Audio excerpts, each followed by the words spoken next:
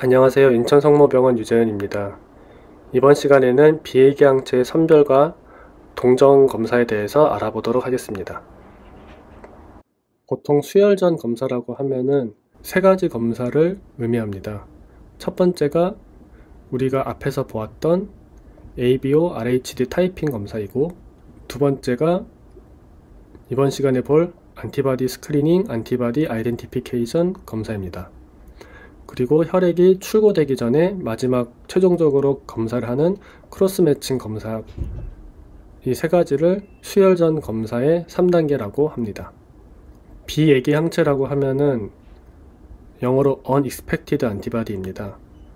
검사 전에는 존재를 알 수 없는 항체를, 예측할 수 없는 항체를 의미합니다. 그러면 예측할 수 있는 항체는 뭐가 있을까요?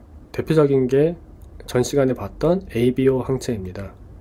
어떤 사람이 A형이라고 하면은 그 사람의 혈청에 안티-B가 있을 거라고 우리가 예측할 수가 있잖아요. 이러한 항체는 예기 항체라고, expected 항체라고 합니다. 이런 게 아닌 ABO 이외의 대부분의 혈액형 항체는 비예기 항체입니다. 검사를 하기 전에 그 항체가 환자의 혈청에 존재할지 안 할지를 알 수가 없다는 의미입니다. 이러한 비예기 항체 발생 기전은 크게 세 가지가 있는데, 보시면은 대표적인 게 적혈구 항원에 감작되어서 발생하는 경우입니다. 임신, 수혈, 이식 등으로 인해서 외부 항원으로 인해서 감작되는 경우가 대표적인 발생 기전입니다. 자연적으로 발생하는 경우도 있는데 대표적인 게 박테리얼 인펙션으로 인해서 생기는 경우를 말합니다. 그리고 수동적 획득 기전이 있는데 면역글로불린 투여나 이식장기 유래 림프구 등으로 인해서 획득되는 경우를 말합니다. 이런 비예기 항체를 수혈 전에 검사를 하는 이유는 이런 비예기 항체가 임상적으로 중요한 반응들의 원인이 될 수가 있기 때문입니다. 대표적인 게 태아 신생아 용혈 질환의 원인이 될 수가 있고, 또 용혈 수혈 반응의 원인이 될 수가 있습니다. 또한 이런 반응의 원인이 되지 않더라도 수혈된 적혈구의 생존 감소와 연관이 되는 항체일 수가 있습니다. 주로 할례 항체보다는 온난 항체가 이런 임상적으로 중요한 비예기 항체인 경우가 많습니다. 비예기 항체는 선별검사와 동정검사 두 단계로 나뉘는데, 먼저 선별검사를 보겠습니다. 이렇게 두 가지 패널셀로 구성되어 있는 검사가 스크리닝 검사이고, 보통 2개에서 4개의 혈구 패널을 사용하게 됩니다. 이 패널셀들은 단일 공여자에서 유래된 O형 혈구입니다. 수의선별검사용 적혈구가 대부분인데, 이런 경우는 이 경우 국내에서 주로 검출되는 항체, 디에고 또는 밀텐버그 같은 항체를 놓칠 가능성이 있는 것을 항상 염두에 두고 있어야 합니다. 그래서 선별검사에서 양성이 나온 경우 ID 패널로 넘어가게 됩니다. 동정검사인데요.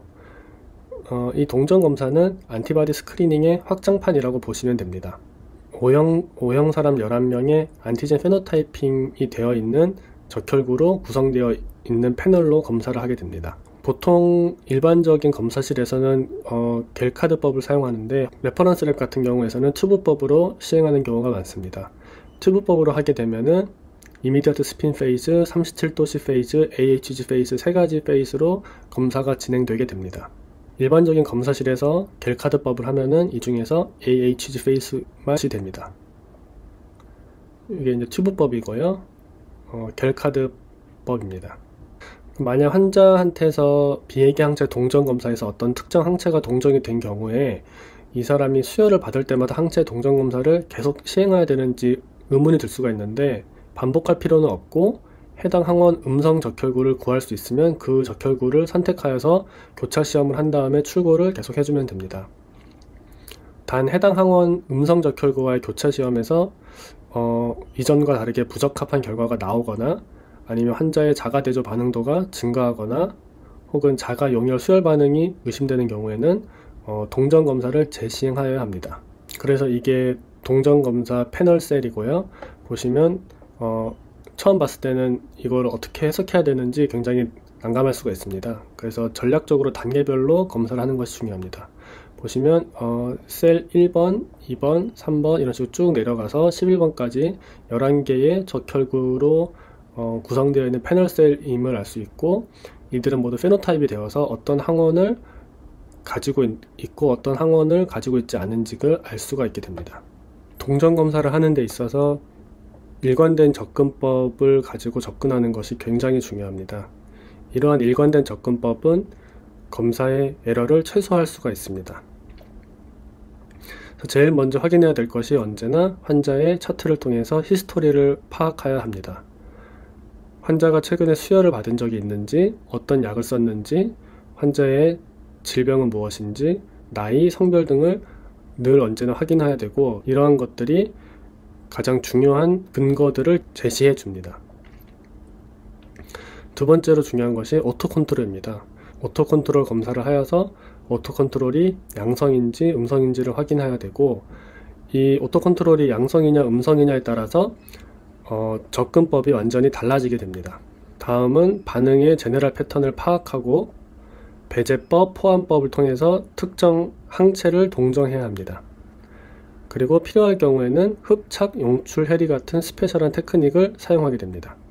뒤에서 하나씩 자세히 보도록 하겠습니다. 먼저 히스토리를 확인해야 되는데 최대 70%의 케이스가 히스토리에 영향을 받는다는 보고가 되어 있습니다. 환자가 최근 3개월 이내에 수혈력이 있는지를 확인해야 됩니다.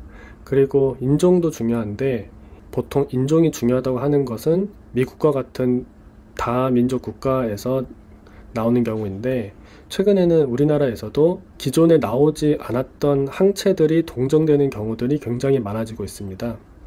그래서 차트를 통해서 이러한 것들을 확인하는 것이 굉장이 중요합니다. 임신력도 확인해야 되고 최근에 박테리아나 바이럴 인펙션이 있는지도 확인해야 됩니다. 박테리아 인펙션이 만약에 최근에 있었으면은 항생제로 인한 오암 오토안티바디 가능성을 염두에 둬야 되고, 바이럴 인펙션이 최근에 있었으면은 안티 라지 아이나 스몰 아이가 생길 수도 있겠다는 것을 염두에 두고 있어야 합니다. 그 다음으로 확인해야 되는 것이 오토 컨트롤입니다. 동전 검사를 진행하면서 환자의 적혈구와 혈청으로 오토 컨트롤 검사도 같이 시행하게 되고, 이 검사의 양성, 음성 여부를 가장 먼저 체크를 해야 합니다. 오토 컨트롤 검사는 자가 항체와 동종 항체, 알로 안티바디를 구분하는 첫 단서로 이후 검사의 방향을 설정하고 결과 해석, 그리고 추가 검사의 필요성을 결정하는 데 있어서 굉장히 중요한 검사입니다. 그래서 환자의 혈구와 혈청을 비해기 항체 검사와 동일한 방법으로 검사를 하고, 많이 헷갈려 하는데 DAT 검사와는 다른 검사이고, 자가대조 검사에서 양성이 나오면은 오토 안티바디나 알로 안티바디, 그리고 비특이적인 어떤 리액션 때문에 양성이 나올 수 있기 때문에 DAT 검사를 추가적으로 시행하는 것이 필요합니다. DAT에서 양성이 나온다는 것은 지금 환자의 적혈구에 항체나 보체가 붙어 있다는 것을 의미하는 것입니다. 네, 그래서 AABB 수혈 교과서를 보시면은 수혈 교과서에서 항체 동정 챕터인데, 이 챕터에서도 오토 컨트롤이 양성이냐 음성이냐에 따라서 를 제일 먼저 확인하고 있습니다. 다음과 같은 플로우 차트는 오토 컨트롤이 양성일 때 그 이후에 이제 DAT 검사가 양성이냐 아니면 음성이냐로 구분이 되는 것이고요. 오토 컨트롤에서 음성이 나오면은 다른 플로우 차트를 통해서 검사가 진행되게 됩니다. 이처럼 오토 컨트롤이 양성이냐 음성이냐가 항체 동정 검사의 시발점이라고 할 수가 있겠습니다. 그래서 오토 컨트롤과 DAT 양성인 경우에는 자가항체 때문일 수가 있고요. 환자의 수혈력을 확인하여서 3개월 이내 수혈력이 있는 경우는 환자가 원래 가지고 있던 알로 안티바디가 수혈받은 적혈구에 가서 붙어서 이렇게 검사 결과가 나올 수도 있습니다. 그렇기 때문에 환자의 수혈력을 파악하는 것이 중요하고, 어떤 항체가 동정되었을 때 그 항체의 종류와 반응 양상을 확인하여야 합니다. 또한 필요한 경우에는 그 항체를 용출하여서 항체의 종류를 파악하는 것도 필요하게 됩니다. 다음 시간에는 항체 선별 검사에서 양성이 나온 상황에서 오토 컨트롤이 음성이 나와서 알로 안티바디가 의심이 될 때 어떤 프로세스를 거쳐서 항체를 동정하는지를 하나씩 보도록 하겠습니다. 감사합니다.